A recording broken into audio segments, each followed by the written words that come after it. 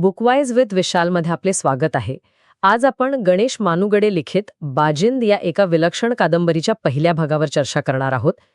ही केवळ एक ऐतिहासिक कादंबरी नाही, तर छत्रपती शिवाजी महाराजांच्या स्वराज्यासाठी पडद्याआड लढलेल्या गुप्तहेरांची ही एक चित्तथरारक कथा आहे. पण मला वाटतं ही कादंबरी एका मोठ्या प्रश्नाला हात घालते. एखादं राष्ट्र नेमकं कशामुळे उभं राहतं? मोठ्या लढायांमुळे आणि भव्य विजयांमुळे, की पडद्याआड अज्ञात राहून केलेल्या अगणित मूक बलिदानांमुळे? खूपच महत्वाचा प्रश्न आहे हा. कारण ही कादंबरी आपल्याला इतिहासाच्या त्या पानांवर घेऊन जाते जी सहसा उजेडात येत नाहीत.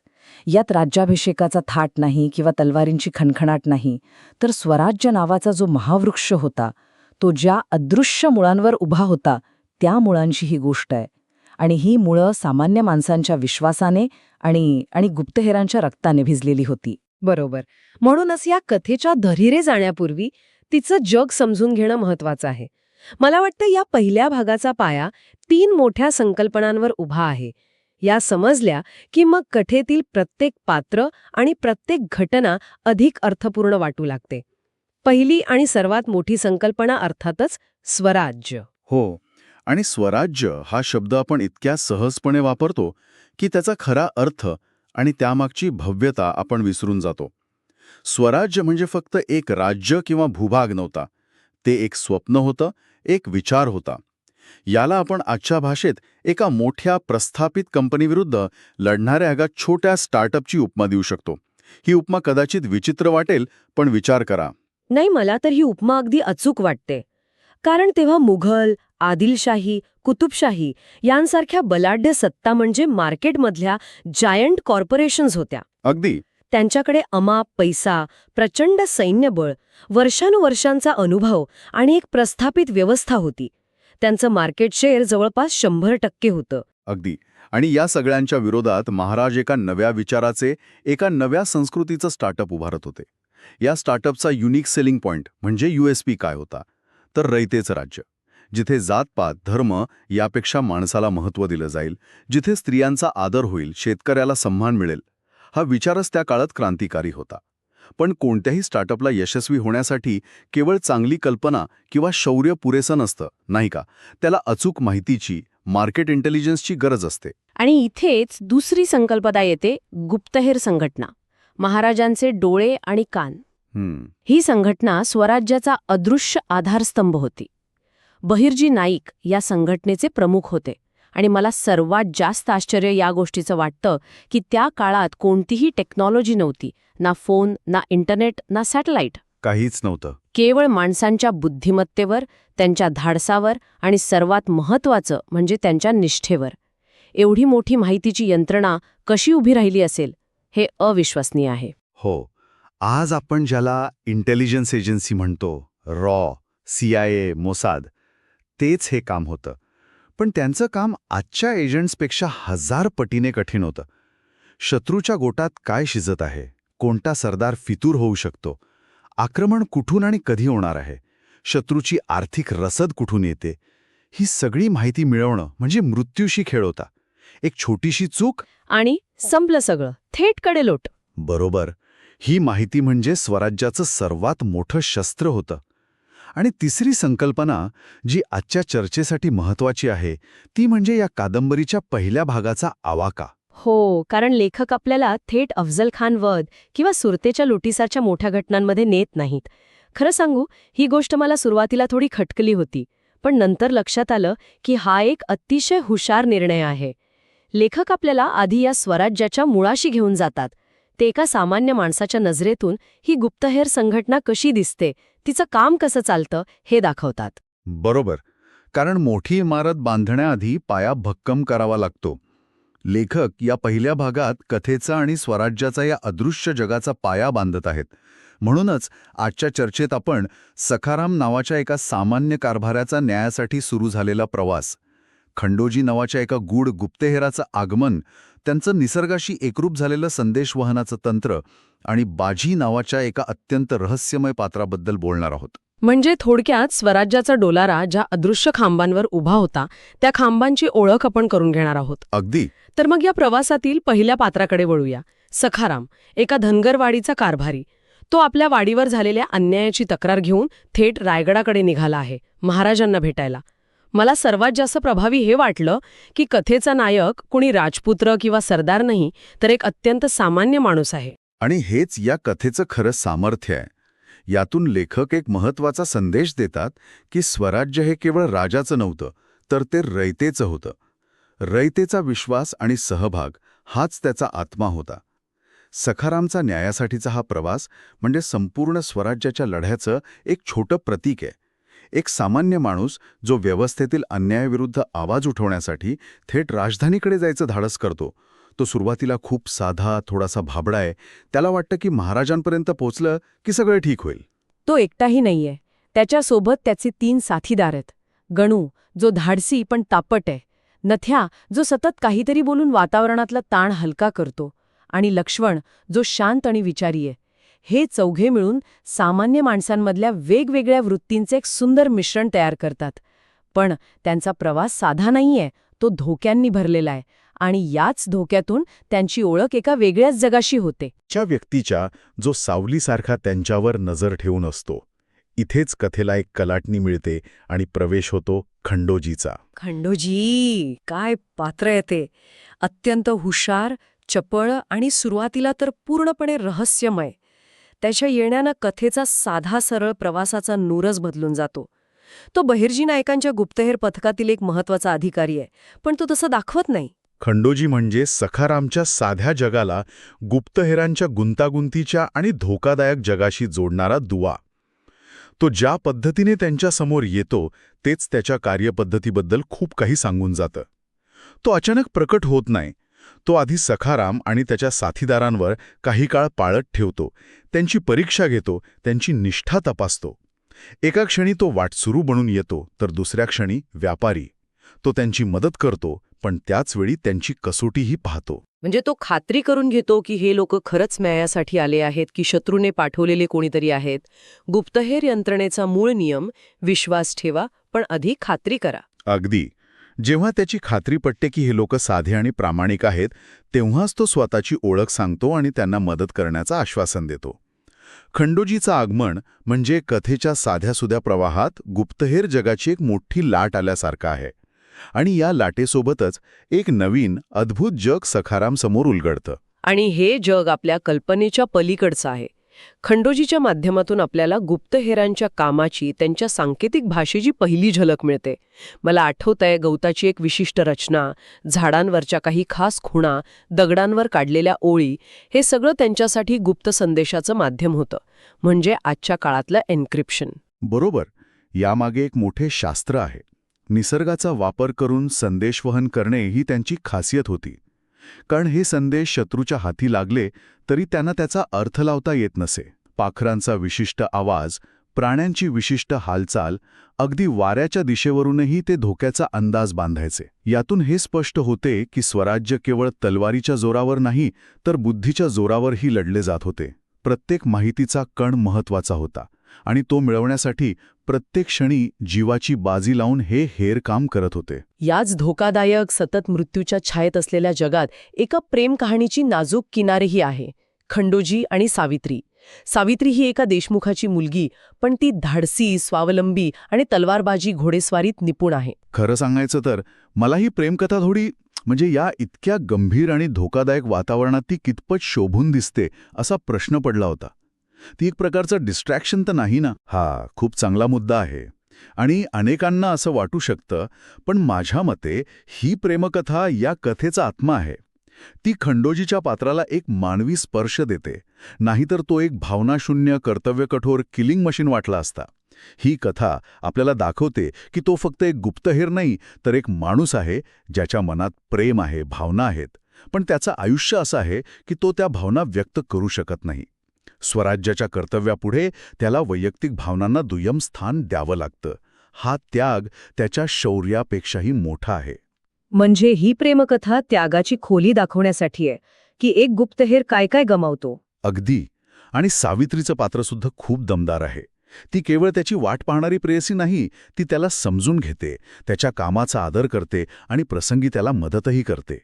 ती त्या काळातल्या स्त्री शक्तीचं प्रतीक आहे. त्यामुळे ही प्रेमकथा म्हणजे कथेला दिलेला केवळ एक रोमॅन्टिक तडका नाही, तर त्यागाचं आणि सामर्थ्याचं एक महत्त्वाचं प्रतीक आहे. हे पटलं.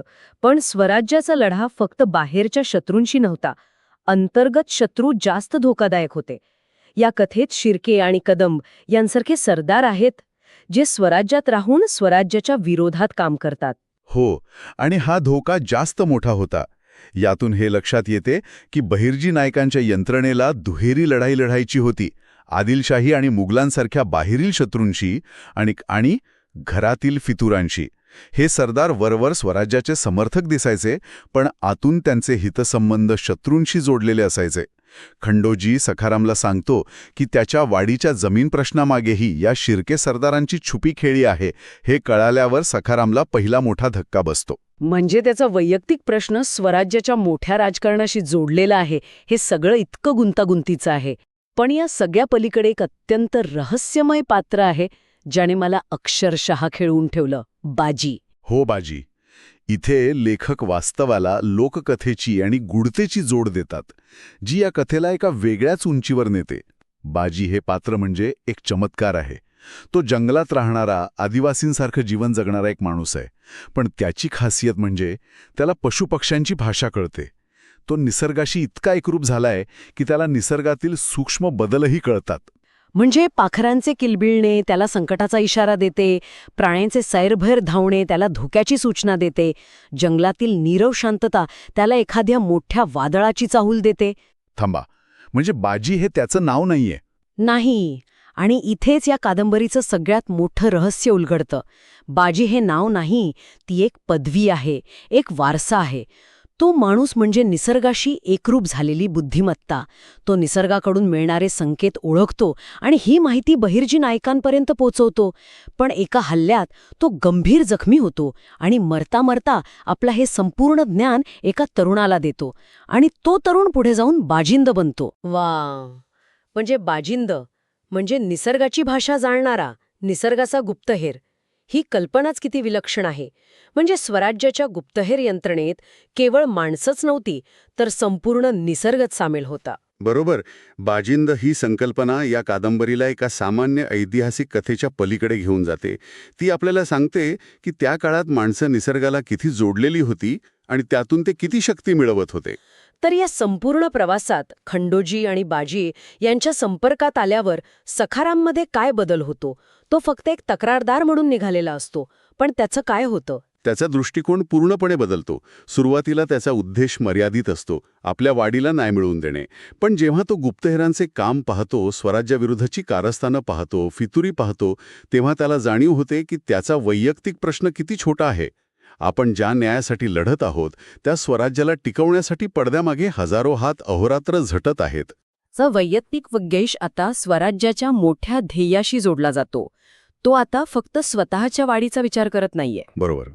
त्याच्या तोंडी एक वाक्य येतं जे या परिवर्तनाचं सार आहे. तो म्हणतो, स्वराज्य फक्त महाराजांचे नाही, ते प्रत्येक जनतेच्या रक्ताचा, श्रमाचा आणि विश्वासाचा वारसा आहे. आता तो फक्त एक तक्रारदार राहत नाही, तर तो स्वराज्याचा एक जबाबदार नागरिक बनतो, ज्याला या स्वराज्याची किंमत कळलेली आहे. रायगडाकडे पोचता पोचता त्याचा हा प्रवास केवळ भौगोलिक राहत नाही, तर तो एक वैचारिक आणि भावनिक प्रवास बनतो. तो एक सामान्य माणूस म्हणून निघतो आणि एक जागरूक नागरिक म्हणून पोचतो. तर बाजींचा पहिला भाग आपल्याला एका अशा जगात घेऊन जातो जिथे एका सामान्य माणसाचा प्रामाणिकपणा, गुप्तहेरांची तीक्ष्ण बुद्धिमत्ता आणि निसर्गाची गूढ शक्ती एकत्र येऊन स्वराज्याचा पाया मजबूत करतात. हे केवळ एका गुप्तहेरांची कथा नाही, तर स्वराज्य कसं घडलं याचं मूळ आहे. अगदी बरोबर. ही कथा आपल्याला सांगते की इतिहास केवळ राजा महाराजांच्या पराक्रमाने किंवा मोठ्या लढायांनी घडत नाही. तो सखारामसारख्या सामान्य नागरिकांच्या निष्ठेने, न्यायाच्या भावनेने आणि खंडोजीसारख्या अज्ञात वीरांच्या बलिदानाने घडतो, ज्यांची नावं इतिहासाच्या पानांवर कधीच येणार नाहीत, पण ज्यांच्याशिवाय इतिहास घडलाच नसता. या चर्चेनंतर माझ्या मनात एक विचार घोळतो आहे. आपण नेहमी सैनिकांचा सन्मान करतो, जे उघडपणे शत्रूशी लढतात. पण राष्ट्राच्या उभारणीत आपली ओळख लपवून, अज्ञात राहून, कुटुंबापासून दूर राहून, प्रत्येक क्षणी मृत्यूला सामोरं जात आयुष्य पणाला लावणाऱ्या या गुप्तहेरांचं योगदान अधिक महत्त्वाचे असते का? कारण ते केवळ सीमेवर नाही, तर समाजाच्या आत, शत्रूच्या मनात लढत असतात. हा एक असा प्रश्न आहे ज्याचं उत्तर देणं खूप कठीण आहे. पण यावर विचार करायला हवा हे नक्की. आम्हाला आशा आहे की बाजिंदच्या पहिल्या भागावरील ही सविस्तर चर्चा श्रोत्यांना आवडली असेल. बुकवाईज विथ विशालला लाईक, शेअर आणि सबस्क्राईब करायला विसरू नका. पुढच्या वेळी आपण या पुस्तकाच्या दुसऱ्या भागावर चर्चा सुरू करू, जिथे कथा आणखी गूढ आणि रोमांचक वळण घेते. तोपर्यंत ऐकत रहा, विचार करत रहा. तर रायगड, बाजिंद आणि गुप्तहेर कारस्थान या कादंबरीच्या दुसऱ्या भागावर बोलूया. पहिल्या भागात आपण सखाराम नावाच्या एका सामान्य माणसाला पाहिलं, जो आपल्यावर झालेला अन्याय दूर करण्यासाठी निघाला होता. बरोबर. त्याचा तो प्रवास, खंडोजी नावाच्या एका रहस्यमयी व्यक्तीशी झालेली त्याची भेट आणि मग रायगडाच्या पायथ्याशी पोचल्यावर त्याला आलेला तो भव्य अनुभव. हो, इथे आपण पहिल्या भागाचा शेवट केला होता. तोवर आपल्याला गुप्तहेर जगताची फक्त एक अंधुकशी झलक दिसली होती. अगदी अंधुक. आणि हा दुसरा भाग. इथे ती अंधुक झलक एकदम स्पष्ट होते. इथून पुढे कादंबरी एका वेगळ्याच उंचीवर जाते. मला वाटतं हा भाग केवळ कथेला पुढे नेत नाही, तर तो आपल्याला स्वराज्याच्या आतल्या जगात घेऊन जातो. हो, अगदी. जिथे फक्त शौर्य नाहीये, तर डावपेच आहेत, राजकारण आहे आणि प्रचंड मोठे त्याग आहेत. बरोबर. या भागात आपल्याला स्वराज्याची खरी ताकद कशात आहे हे कळायला लागतं. ती केवळ किल्ल्यांच्या तटबंदीत नाहीये, तर त्या मागे ताम करणाऱ्या यंत्रणेत आहे. आणि याच यंत्रणेचे दोन स्तंभ म्हणजे छत्रपती शिवाजी महाराज आणि बहिर्जी नाईक. हो, या भागात त्यांचं महत्त्व अधोरेखित होता. आणि हो, बाजिंद नावाचं ते गूढ पात्र, त्याची ओळखही आपल्याला याच भागात होती की नाही? इथेच होते. चला तर मग सुरुवात सखारामच्या त्या अनुभवापासून करूया, जिथे तो पहिल्यांदा रायगड पाहतो. पहिल्या भागात आपण त्याला एका सामान्य तक्रारदाराच्या रूपात पाहिलं. पण रायगडाच्या पायथ्याशी पोहोचताच त्याच्यात काहीतरी बदलायला लागतं. तो गड त्याला फक्त दगडविटांची वास्तू का वाटत नाही. हा खूप महत्वाचा मुद्दा आहे. कारण काय आहे ना, तोपर्यंत सखारामची दुनिया त्याच्या गावापुरतीच होती. मर्यादित होते. हो, त्याला वाटत होतं की काही स्थानिक सरदार आहेत जे मनमानी कारभार करतात आणि न्याय वगैरे काही नाही. पण रायगडाच्या पायथ्याशी पोहोचल्यावर त्याला जे दिसतं त्याने त्याची ही समजूत पूर्णपणे बदलून जाते. काय दिसतं त्याला असं? त्याला दिसतो एक अविरत प्रवाह. सैनिक, व्यापारी, अधिकारी, वेगवेगळ्या प्रांतातून आलेले लोक, बैलगाड्यांच्या रांगा, हे सगळं पाहून त्याला पहिल्यांदा जाणीव होते की हे फक्त एक गाव नाहीये किंवा एक गड नाहीये, तर हे एका मोठ्या जिवंत राष्ट्राचं केंद्र आहे. अगदी जसं आज आपण एखाद्या मोठ्या शहरात जातो आणि तिथली गर्दी, तिथली ऊर्जा पाहून आपल्याला देशाच्या अर्थव्यवस्थेची ताकद जाणवते, तसंच काहीसं सखारामला होतं. आणि त्यामुळेच त्याच्या मनात तो विचार येतो की अशा गडाच्या छायेखाली राहणाऱ्यांवर महाराज अन्याय होऊ देणार नाहीत. त्याचा व्यवस्थेवरचा विश्वास जागा होतो. हो, पण त्याचवेळी एक दुसरी गोष्ट घडते. त्याचा सोबती खंडोजी अचानक बदलतो. एकदम शांत होतो तो. हो, तो गडाच्या पायथ्याशी येताच एकदम शांत आणि गंभीर होतो. त्याची नजर आजूबाजूला फिरू लागते. तो माणसांचे चेहरे नाही बघत, तर त्यांच्या हालचाली, त्यांच्या नजरा आणि सावल्या वाचू लागतो. म्हणजे सखारामसाठी जो गड स्वराज्याचा आधारस्तंभ आहे, तोच गड खंडोजीसाठी एक संभाव्य धोका बनतो. खंडोजीला माहितीये की जिथे सत्ता असते तिथे धोका असतोच. रायगड हे स्वराज्याचं हृदय आहे, त्यामुळे शत्रूचे डोळे आणि कान तिथे सतत काहीतरी शोधत असणार. म्हणूनच तो सगळ्यांना बजावतो. हो, तो सखाराम आणि इतरांना बजावतो, इथे कोणावरही विश्वास ठेवू नका, विनाकारण बोलू नका. हे म्हणजे एखाद्या अतिसंवेदनशील न्यूक्लिअर प्लांटमध्ये प्रवेश करण्यासारखं आहे, जिथे तुमची प्रत्येक हालचाल मोजली जाते आणि प्रत्येक चुकीला मोठी किंमत मोजावी लागते. आणि याच वातावरणात त्यांची भेट होते बहिर्जी नायकांशी आणि खुद्द महाराजांशी. मला हे दोन भेट प्रसंग म्हणजे जणू स्वराज्याचे दोन चेहरे वाटले.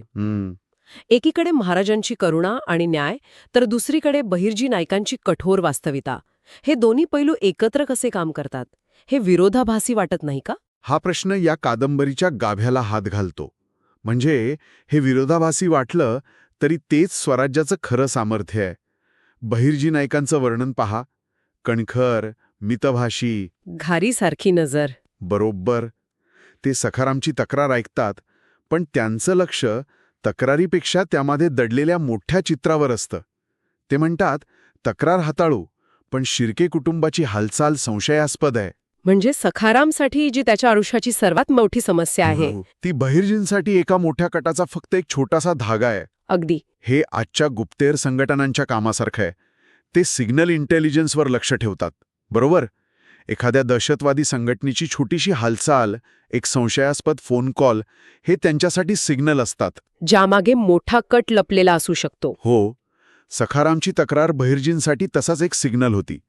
त्यांना दिसलं की शिर्के कुटुंब लोकांच्या जमिनी हडपून त्यांना मुद्दामहून असंतुष्ट करते, जेणेकरून स्वराज्यातच एक मोठी फूट पाडता येईल. आसरीकडे महाराज आहेत. हो. त्यांचं वर्णन एकदम वेगळं आहे. प्रेमळ पण करारी. हो. ते सखारामची कहाणी ऐकताना राजा राहत नाहीत, तर एक सामान्य माणूस बनून त्याचे दुःख समजून घेतात आणि म्हणतात, स्वराज्य हेच तर आहे. साध्या जनतेला न्याय देणं. इथेच ते संतुलन आहे ज्याबद्दल आपण बोलत होतो. महाराज हे स्वराज्याचं हृदय आहेत, जे मूल्यांवर, न्यायावर आणि करुणेवर चालतं. पण केवळ हृदय असून चालत नाही चालत. शरीराला डोळे आणि कान लागतात, जे वास्तवातील धोके ओळखू शकतील.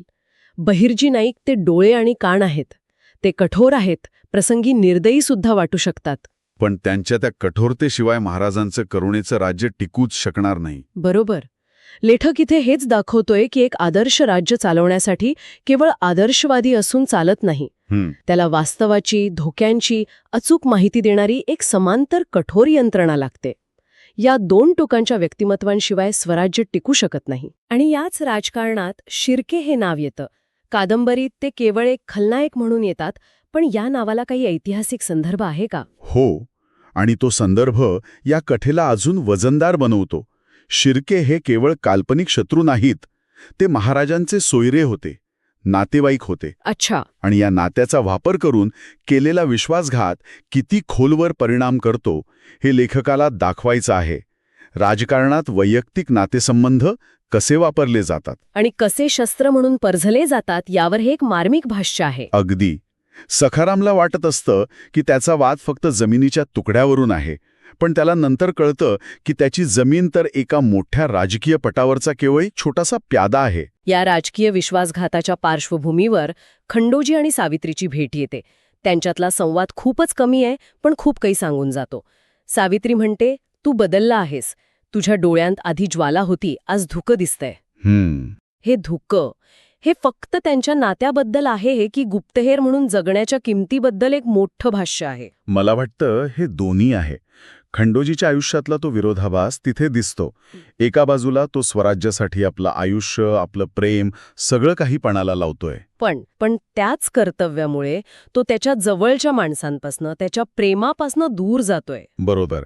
ते धुकं केवळ त्याच्या डोळ्यांत नाहीये, तर त्याच्या नात्यांवरही पसरलं आहे. गुप्तहेर म्हणून जगताना तुम्हाला तुमची ओळख, तुमच्या भावना लपवाव्या लागतात. तुम्ही कोणावर पूर्ण विश्वास ठेवू शकत नाही. एकाकीपणा. हो. या एकाकीपणाची, या भावनिक त्यागाची किंमत लेखक या एका वाक्यातून दाखवून देतो. खंडोजी काही बोलत नाही, पण त्याची शांतताच सगळं काही सांगून जाते. आणि मग कथा एका अत्यंत नाट्यमय वळणावर येते, जिथे बाजी नावाच्या एका महत्वाच्या गुप्तहेराचा मृत्यू होतो. हो, एक खूपच दुःखद प्रसंग आहे तो. बाजीचा मृत्यू हा केवळ एका पात्राचा शेवट नाही असं वाटतं. जणू काही मशाल दुसऱ्याच्या हाती दिली जाते आहे. अगदी. मरताना तो म्हणतो की ही भाषा कुणीतरी पुढे नेली पाहिजे. ही निसर्गाची भाषा म्हणजे नक्की काय आहे? ही काही जादूटोणा आहे की एक शास्त्रीय ज्ञान आहे? खूपच रंजक भाग आहे. ही निसर्गाची भाषा म्हणजे काही जादू नाहीये. लेखक आपल्याला त्याचे छोटे छोटे पुरावे देत राहतो. हे एक प्राचीन ज्ञान आहे, जे पिढ्यानपिढ्या चालत आलेलं आहे. म्हणजे निसर्गातील संकेतांचा वापर करून संदेश पाठवणे वगैरे? हो, संदेश पाठवणे किंवा धोके ओळखणे. उदाहरणार्थ कोकिळेचा एक विशिष्ट प्रकारचा आवाज म्हणजे धोका टळला हा संकेत असतो, किंवा एखाद्या विशिष्ट पक्षाचा थव्याने उडणं म्हणजे जवळपास शत्रूची छावणी आहे याचा अंदाज येतो. अच्छा. नदीच्या प्रवाहाची दिशा अचानक बदलली किंवा पाणी गढूळ झालं तर पुढे काहीतरी मानवी हालचाल सुरू आहे हे कळतं.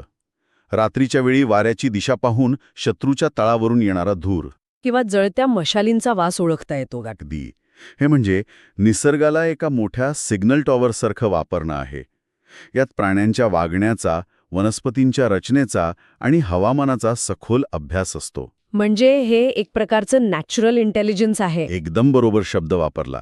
बाजी याच कलेत पारंगत असतो आणि मरताना तो आपलं हे ज्ञान एका लहान अननुभवी पण अत्यंत हुशार मुलाच्या उंजळीत सोपवून जातो. तो मुलगा म्हणजेच भावी बजिंदर. हो, ही घटना केवळ एका पात्राचा मृत्यू नाही, तर एका परंपरेचं, एका ज्ञानाचा हस्तांतरण आहे.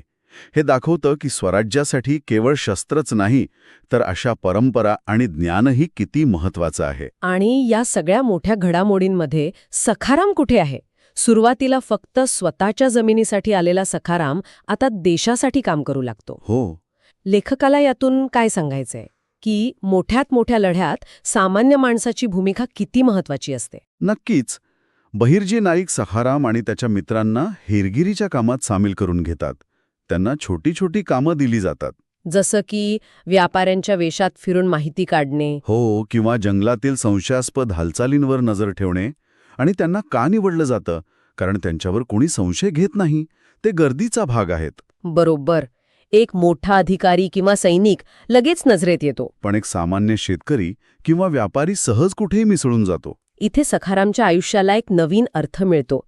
त्याची वैयक्तिक लढाई आता एका मोठ्या राष्ट्रीय लढाईचा भाग बनते. हो, आणि त्याच्यातलं खरं परिवर्तन होतं ते शिर्क्यांच्या चौकीवर झालेल्या रात्रीच्या हल्ल्यानंतर. तो प्रसंग खूपच थरारक आहे. गुप्तहेरांची एक छोटी तुकडी रात्रीच्या अंधारात हल्ला करते. हो, कोणताही आवाज न करता. त्यांचा उद्देश असतो शिर्क्यांची गुप्त पत्र मिळवणं. पण तिथे एक छोटीशी चूक होते आणि भीषण संघर्ष सुरू होतो. आणि याच संघर्षात खंडोजी गंभीर जखमी होतो. तो मृत्यूच्या दारातून परत येतो. ही घटना सखारामला आतून बाहेरून हादरून टाकते. बरोबर. त्या क्षणी त्याला जाणीव होते की हे काही खेळ नाहीये. स्वराज्यासाठी लोक खरंच आपले प्राण देत आहेत. त्याच्या मनात विचार येतो, राज्याचा भार महाराजांच्या खांद्यावर आहे, पण राज्याच्या शिरांमध्ये रक्त आमच्यासारख्या लोकांचं वाहतं. जर आपणच लढलो नाही तर आमचं स्वराज्य कोण वाचवेल? आणि तो आता केवळ एक तक्रारदार राहत नाही, तर स्वराज्याचा एक सैनिक बनतो. त्याची लढाई आता माझ्या जमिनीची न राहता आमच्या स्वराज्याची बनते. हो, हे एका सामान्य नागरिकाचं एका जबाबदार सैनिकात झालेलं रूपांतर आहे. आणि या भागाच्या शेवटी कथेलाही जबरदस्त धक्का बसतो. शिर्क्यांच्या कटाची खरी व्याप्ती समोर येते. हो, बहिर्जी नायकांना त्या हस्तगत केलेल्या पत्रांमधून कळतं की शिर्क्यांचा कट केवळ जमिनी हडपण्यापुरता किंवा महसूल गोळा करण्यापुरता नाहीये. तो त्याहून खूप भयंकर आहे. त्यांनी मुघलांची हातमिळवणी केलेली असते. हो, आणि त्यांना थेट रायगडावर हल्ला करण्याचा गुप्त मार्ग दाखवण्याचं वचन दिलेलं असतं. त्यांचा डाव असतो थेट महाराजांना कैद करण्याचा. म्हणजे स्वराज्याच्या मुळावरच घाव घालण्याचा हा कट आहे. अगदी. ही बातमी रायगडावर पोहोचताच संपूर्ण गुप्तहेर यंत्रणा हदरते. आता वेळ खूप कमी असतो. आणि ही जबाबदारी खंडोजीवर? आणि त्या नव्या तरुण बाजिंदवर टाकली जाते, कारण त्याच्याकडे आता ती निसर्ग भाषा असते, जी शत्रूच्या नकळत संदेश पोचवण्यासाठी आणि त्यांच्या हालचाली ओळखण्यासाठी वापरता येऊ शकते. बहिर्जी नाईकांचे शेवटचे शब्द? हो, ते परिस्थितीचं गांभीर्य सांगतात. स्वराज्य आज खडकावर उभं आहे, आमची सावलीही दिसू नये, पण शत्रूचा डाव मोडायलाच हवा. आणि इथेच हा भाग संपतो. वाचकाला पुढच्या भागाबद्दल प्रचंड उत्सुकता लावून. बरोबर. तर या दुसऱ्या भागात आपण पाहिलं की सखारामसारखा एक सामान्य माणूस कसा स्वराज्याच्या लढ्यात एक महत्वाचा दुवा बनतो. राजकारण किती गुंतागुंतीचं असू शकतं आणि वैयक्तिक नातेसंबंधांचा वापर करून कसा विश्वासघात केला जातो. आणि सर्वात महत्त्वाचं म्हणजे बाजीच्या मृत्यूनंतर बाजिंदच्या रूपात एका नव्या परंपरेचा आणि आशेचा उदय होतो. हे दाखवतं की नेतृत्व किंवा कौशल्य हे एका व्यक्तीपुरतं मर्यादित नसतं, तर ते एका पिढीकडून दुसऱ्या पिढीकडे जात राहतं. हीच स्वराज्याची खरी ताकद आहे. अगदी. या कथेतून एक गोष्ट स्पष्ट होते की स्वराज्य टिकवण्यासाठी केवळ तलवारीच नाही, तर माहिती, निष्ठा आणि सामान्य माणसाचा सहभाग किती महत्वाचा आहे. खरंय. यावर विचार करायला लावणारी एक गोष्ट म्हणजे आजच्या काळात आपल्या समाजासाठी किंवा देशासाठी गुप्तहेर असण्याचा अर्थ काय असू शकतो. कदाचित तो सीमेवर लढणारा सैनिक नसेल, पण चुकीच्या माहितीविरुद्ध लढणारा, समाजात जागरूकता निर्माण करणारा किंवा आपली जबाबदारी प्रामाणिकपणे पार पाडणारा प्रत्येक नागरिकच असेल. पुढच्या भागात आपण या कादंबरीच्या शेवटच्या आणि निर्णायक भागावर चर्चा सुरू करू. जर तुम्हाला ही चर्चा आवडली असेल तर बुकवाईज विथ विशालला लाईक, शेअर आणि सबस्क्राईब करायला विसरू नका. नमस्कार. बाजिंद या कादंबरीवरील आपल्या चर्चेच्या या तिसऱ्या आणि अंतिम भागात तुमचं स्वागत आहे. मागच्या भागात आपण पाहिलं होतं की बहिर्जी नाईकांच्या संघाने सखाराम आणि त्याच्या मित्रांना एका मोठ्या धोक्यातून कसं वाचवलं. पण एक प्रश्न मनात राहून गेला होता कोणता? की मोठमोठ्या फौजा जे करू शकत नाहीत ते बहिर्जी नाईकांचे काही मोजके लोक इतक्या सहजपणे कसं करतात. कुठून येते ही ताकद? आणि याच प्रश्नाचं उत्तर की नाही या शेवटच्या भागात दडलं आहे. ही ताकद शस्त्रांची नाहीये, ही विचारांची ताकद आहे. आजच्या चर्चेत आपण याच अदृश्य शक्तीचा शोध घेणार आहोत. आज आपण पाहणार आहोत की बाजिंदला त्याच्या गुरूकडून मिळालेला तो वारसा नक्की काय होता, निसर्गातून माहिती काढण्याचं त्याचं ते तंत्रज्ञान कसं काम करतं. आणि खंडोजी सावित्रीच्या प्रेमकथेचं पुढे काय होतं? अगदी त्यांच्या प्रेमाचा तो निर्णायक टप्पा, मग शिर्के आणि कदंब यांच्या कटकारस्थानाचा तो थरारक शेवट, आणि या सगळ्याच्या पलीकडे बहिर्जी नायकांची ती दूरदृष्टी आणि त्यांचं नेतृत्व. सखाराम सारख्या सामान्य माणसाचं एका राष्ट्रभक्तामध्ये होणारं परिवर्तनही आपण पाहणार आहोत. हो, आणि शेवटी बाजिंदचा उदय, स्वराज्याचं गुप्तहेर तंत्राचा भविष्यपुरुष म्हणून तो कसा पुढे येतो हेही उलगडणार आहे. म्हणजे आपण कथेचा शेवट तर पाहूच, पण त्यासोबत स्वराज्याचं खरं इंजिन कसं चालत होतं ते समजून घेऊ. वाव, म्हणजे आपण फक्त कथेचे धागेदोरेच नाही तर त्यामागे असलेलं तत्वज्ञानही उलगडणार आहोत. चला तर मग सुरू करूया. मला सर्वात जास्त उत्सुकता आहे ती बाजिंदबद्दल. हे पात्र सुरुवातीपासूनच खूप म्हणजे रहस्यमय वाटतं. बरोबर. मला एक प्रश्न पडतो. बाजिंदची ही जी निसर्ग वाचण्याची कला आहे ती एकीकडे खूप प्रभावी वाटते, पण दुसरीकडे ती थोडी अविश्वसनीय नाही का वाटत? म्हणजे कशी? म्हणजे पक्षी प्राण्यांच्या आवाजावरून शत्रूचा ठाव ठिकाणं शोधणं हे सगळं एखाद्या जादूच्या गोष्टीसारखं वाटतं. लेखकाने याला जादू न वाटू देता खरं कसं भासवलं आहे? खूप चांगला मुद्दा आहे हा. आणि याचं उत्तर बाजिंदचा गुरु बाजी याच्या शेवटच्या वाक्यात मिळतं. अच्छा. तो म्हणतो, निसर्गाचा श्वास ऐकता आला की जगातील कोणतीही गोष्ट लपून राहत नाही. लेखक इथे कोणतीही दैवी शक्ती किंवा जादू दाखवत नाहीयेत. मग काय दाखवतायत? ते सांगतायत की ही प्रचंड एकाग्रता, शिस्त आणि निसर्गातल्या अगदी लहान-सहान बदलांवर लक्ष ठेवण्याची एक कला आहे. यात एक मोठं तत्वज्ञान दडलंय. म्हणजे कसं? थोडं सोपं करून सांगाल का? आजच्या काळात आपण माहितीसाठी डेटा, सॅटेलाईट, टेक्नॉलॉजीवर अवलंबून असतो. पण ही कादंबरी आपल्याला आठवण करून देते की सर्वात अचूक माहिती आपल्या आजूबाजूच्या जगातच असते. हो, बरोबर. फक्त ती वाचण्याची दृष्टी हवी. जंगलात अचानक शांतता पसरणं किंवा पक्ष्यांचं एकाच दिशेने उडून जाणं, रात्रीच्या वेळी नेहमीपेक्षा वेगळा आवाज येणं, हे सगळे सिग्नल्स आहेत. अगदी. बाजिंद फक्त ते सिग्नल्स वाचायला शिकला आहे. हेरगिरीचं तंत्र नाहीये हे, तर अवेअरनेस म्हणजे सजगतेचं एक सर्वोच्च रूप आहे. वा, म्हणजे ही एक प्रकारची एन्शियंट विस्डम आहे जी आपण आज विसरलो आहोत. आणि याच ज्ञानामुळे बहिर्जी नाईक त्याच्यावर एवढा विश्वास ठेवतात, नाही का? बरोबर. ते त्याला गुप्तेर खात्याचं भविष्य मानतात. का? कारण त्यांना माहीत आहे की शस्त्र आणि सैन्य कधीही कमी जास्त होऊ शकतं, पण अशी बुद्धिमत्ता आणि निरीक्षण शक्ती ही स्वराज्याची खरी ताकद आहे. हे ज्ञान केवळ शत्रूला शोधण्यासाठी नाहीये, ते मानसिक धैर्यही देतं. आणि कथेच्या याच धाग्याला जोडून एक भावनिक गोष्टही पुढे सरकते, खंडोजी आणि सावित्रीची. हो. एका बाजूला बाजिंद निसर्गाशी एकरूप होतोय तर दुसरीकडे खंडोजी प्रेम आणि कर्तव्याच्या संघर्षात अडकला आहे. हो, आणि हा संघर्ष खूप वास्तविक आहे. म्हणजे सावित्रीचे वडील स्वराज्याच्या विरोधात आहेत, शिर्क्यांच्या बाजूने. त्यामुळे खंडोजीसमोर एक मोठा पेच आहे. प्रेम निवडायचे की स्वराज्य? तो एका ठिकाणी ठामपणे म्हणतो, माझे प्रेम खरे असेल तर स्वराज्यासाठीचे माझे काम सुद्धा सावित्रीला अभिमानास्पद वाटलं पाहिजे. स्वार्थ आणि स्वराज्य एकत्र येत नाहीत असं काहीतरी. अगदी. स्वार्थ आणि स्वराज्य एकत्र येत नाहीत. पण यामुळे तो थोडा कठोर किंवा एकतर्फी नाही का वाटत? म्हणजे प्रेम आणि कर्तव्य यात समतोल साधण्याचा प्रयत्न करण्याऐवजी तो कर्तव्यालाच सर्वस्व मानतोय. ही त्याच्या पात्रातील एक मर्यादा म्हणून पाहता येईल का? नक्कीच पाहता येईल. पण मला वाटतं लेखकाला कदाचित त्या काळाचं वास्तव दाखवायचं आहे. तो काळच असा होता की तुम्हाला एक निवड करावी लागायची. अच्छा. सावित्री जेव्हा त्याला विचारते, तू स्वराज्याचा असशील तर मी तुझी कशी, माझ्यासाठी कुठे जागा आहे, तेव्हा खंडोजी शांत राहतो. का? कारण त्याच्याकडे उत्तर नाही. स्वराज्याच्या लढायात अशा अनेक प्रेमकथा अपूर्ण राहिल्या. त्यांचा त्याग हा सुद्धा की नाही स्वराज्याच्या पायातला एक दगड होता.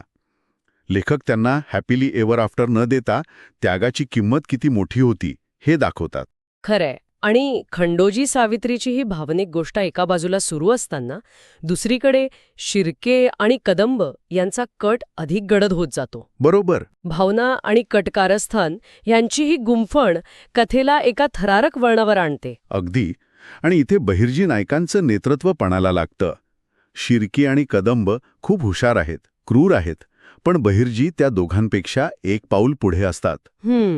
त्यांचं एक सूत्र आहे जे या भागात खूप महत्वाचं ठरतं. कोणतं? शत्रूला हरवायचे असेल तर त्याच्या ताकदीकडे नाही, त्याच्या गर्वाकडे पहा. गर्व नेहमी विवेक हरवतो. आणि शिर्क्यांच्या बाबतीत अगदी तेच घडतं. त्याला त्याच्या सत्तेचा, त्याच्या गडाचा इतका गर्व असतो की तो बहिर्जी नायकांना कमी लेखतो. हो, आणि याच गर्वाचा फायदा बहिर्जी घेतात. कथेच्या क्लायमॅक्समध्ये जेव्हा शिर्क्यांचा गुप्त अड्डा शोधणं अशक्य वाटत असतं तेव्हा बाजिंद पुन्हा एकदा त्याची कला वापरतो. अगदी. तो हवेतील धुळीच्या कणांची दिशा आणि प्राण्यांच्या विचित्र वागण्यावरून त्या जागेचा अंदाज लावतो. तो प्रसंग वाचताना खरंच अंगावर काटा येतो. मला वाटतं त्या अंतिम लढाईत बहिर्जींची रणनीती खूप शिकण्यासारखी आहे. म्हणजे ते थेट तलवार घेऊन लढत नाहीत. नाही, अजिबात नाही. ते बुद्धी वापरतात. ते शिर्केंना जाळ्यात अडकवतात. ही लढाई शस्त्रबळाची नाहीये, तर मानसिक दबावाची आणि अचूक वेळेची आहे. आणि मग शेवटी अखेरीस शिर्के पकडले जातात आणि कदंब गंभीर जखमी होतो. ही एकच घटना आपल्याला सांगते की स्वराज्याची ताकद केवळ तलवारींमध्ये नव्हती, तर ती संघटन, बुद्धिमत्ता आणि प्रत्येक माणसाच्या निष्ठेमध्ये होती. आणि या सगळ्याच्या केंद्रस्थानी आहेत बहिर्जी नाईक. ते फक्त एक गुप्तहेर प्रमुख नाहीत, तर एक प्रकारचे तत्वज्ञानी वाटतात मला. बरोबर. जेव्हा सखाराम त्यांना भीतीबद्दल विचारतो तेव्हा त्यांचं उत्तर खूपच खोल आहे. ते उत्तर म्हणजे तर संपूर्ण गुप्तहेर दलाचं ब्रीद वाक्य असं मला वाटतं. ते म्हणतात, भीती वाटते, पण आमच्यासाठी स्वराज्य ही केवळ सत्ता नाही. ती आमची वंचित जनता, आमची भूमी, आमचा भविष्यातला निर्धार आहे. हो, आणि त्या निर्धारासाठी जी भीती येते तीही शक्ती देते. म्हणजे ते भीतीला नाकारत नाहीत, तर तिला एका मोठ्या ध्येयासाठी इंधनासारखं वापरतात. हीच त्यांच्या नेतृत्वाची खरी ताकद आहे. आणि त्यांच्या याच नेतृत्व गुणामुळे सखाराम सारखा एक सामान्य माणूस घडतो, नाही का? अगदी. तो त्यांच्या संघाचा सर्वात अनपेक्षित पण तितकाच महत्वाचा भाग बनतो. हो. सखाराम हा या कादंबरीचा आत्मा आहे. तो सुरुवातीला एक साधा, घाबरट कारभारी असतो. त्याची दुनिया म्हणजे त्याची धनगरवाडी आणि तिथली कामं. पण जेव्हा तो स्वराज्याच्या मोहिमेत सामील होतो तेव्हा त्याचं आयुष्यच बदलून जातं. त्याचा आत्मविश्वास वाढतो. तो स्वतःच्या पलीकडे पाहायला शिकतो. त्याचं एक वाक्य आहे जे हा बदल अचूकपणे दाखवतं. कोणतं? तो म्हणतो, आपण धनगरवाडीचे, आपली दुनिया इतकीच, असं मी आयुष्यभर मानत आलो. पण स्वराज्य नावाच्या या विस्तीर्ण आकाशात आपल्यासारख्यांचा श्वासही काही अर्थ ठेवतो, हे बहिर्जी महाराजांनी मला शिकवले.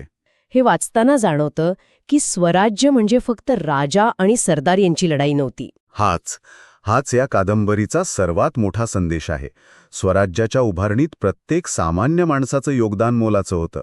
सखाराम त्या प्रत्येक सामान्य माणसाचा प्रतिनिधी बनतो, जो राष्ट्रनिष्ठेने प्रेरित होऊन असामान्य काम करतो. तो आता फक्त एक कारभारी नाही, तर स्वराज्याचा एक जागरूक शिलेदार झाला आहे. बरोबर. आणि जिथे सखारामचं परिवर्तन पूर्ण होतो तिथेच बाजींचा एक नवा उदय होतो. तो कथेच्या शेवटी एका वेगळ्याच भूमिकेत दिसतो. हो, सुरुवातीला तो फक्त निसर्गात रमलेला, शांत आणि थोडासा अलिप्त असतो, पण बहिर्जी नाईक त्याला त्याच्या शक्तीची आणि जबाबदारीची जाणीव करून देतात. ते त्याला सांगतात, बाजीने तुला जे दिलं आहे ते फक्त विद्या नाही, ती जबाबदारी आहे. आणि बाजीन ती जबाबदारी स्वीकारतो. म्हणजे तो समजून चुकतो की त्याच्या ज्ञानाचा उपयोग स्वराज्यासाठी करायचा आहे. अगदी. केवळ स्वतःसाठी नाही, तर स्वराज्याच्या रक्षणासाठी. आणि तो ते सिद्धही करतो एका महत्वाच्या प्रसंगात. हो, तो प्रसंग जेव्हा मराठ्यांचं सैन्य एका मोठ्या संकटात सापडलेलं असतं. बरोबर. तेव्हा बाजिंद एकटाच आपल्या निरीक्षण शक्तीने एका गुप्त संदेशाद्वारे गडावरची संपूर्ण योजना बदलतो आणि एक मोठं संकट टाळतो. हो. आणि ही एकच घटना त्याला गुप्तहेर दलात छोटे बहिर्जी असा मान मिळवून देते. तो आता फक्त बाजीचा शिष्य राहत नाही, तर स्वराज्याच्या गुप्तहेर तंत्राचा भविष्य पुरुष म्हणून उदयास येतो. अगदी. त्याचा हा प्रवास खूपच रोमांचक आहे. तो एका व्यक्तीकडून एका संस्थेत रूपांतरित होतो. तर मग या संपूर्ण चर्चेवरून आपण असं म्हणू शकतो का की बाजिंद ही फक्त एका हेराची गोष्ट नाही, तर ती स्वराज्याच्या पडद्यामागे काम करणाऱ्या एका अदृश्य यंत्रणेची गोष्ट आहे? अगदी बरोबर. ही कादंबरी आपल्याला सांगते की स्वराज्य हे केवळ एक राज्य नव्हतं, तर ते बुद्धिमत्ता, निष्ठा आणि माणुसकीवर आधारलेलं एक संघटन होतं. ज्यामध्ये सगळ्यांचा सहभाग होता. हो, शेतकरी, गुराखी, व्यापारी, स्त्रिया या सगळ्यांचा. छत्रपती शिवाजी महाराजांचं नाव यात एकदाही येत नाही, पण त्यांचे विचार आणि त्यांचं ध्येय संपूर्ण कथेला व्यापून उरतं. बहिर्जी नाईकांचं अदृश्य कार्य या संघटनेचा आत्मा होता. थोडक्यात ही कादंबरी आपल्याला शिकवते की मोठी युद्ध फक्त तलवारींनी नाही, तर बुद्धी, धैर्य आणि सामान्य माणसांच्या असामान्य निष्ठेने जिंकली जातात. आणि निसर्गासारखा मोठा गुरु कोणी नाही. स्वराज्य हे एक जिवंत तत्व होतं जे प्रत्येकाच्या मनात रुजलं होतं, आणि तेच त्यांचं सर्वात मोठं शस्त्र होतं. जर तुम्हाला ह्यासारख्या पुस्तकांच्या सारांशामध्ये आणि त्यावरच्या अशा सखोल चर्चांमध्ये रस असेल, तर बुकवाईज विथ विशाल या चॅनलला लाईक, शेअर आणि सबस्क्राईब करायला विसरू नका. तर ही होती बाजिंद या कादंबरीची गोष्ट. एक अशी गोष्ट जी आपल्याला स्वराज्याच्या त्या अज्ञात नायकांची ओळख करून देते, ज्यांची नावं इतिहासाच्या पानावर कदाचित नसतील, पण ज्यांच्या त्यागावर स्वराज्याचा डोलारा उभा होता. आणि ही कथा संपताना की नाही, वाचकाच्या मनात एक महत्वाचा प्रश्न सोडून जाते. कोणता? स्वराज्यासाठी तुम्ही काय देऊ शकता? हा प्रश्न केवळ त्या काळापुरता नाहीये, तो आजही तितकाच महत्वाचा आहे आणि मनात एक नवा विचार जागा करतो. खरंय. पुढच्या वेळी कोणत्या पुस्तकाचा सारांश ऐकायला आवडेल? तुमची सूचना कमेंट्समध्ये नक्की कळवा. तुमची निवड पुढील भागात सादर केली जाऊ शकते.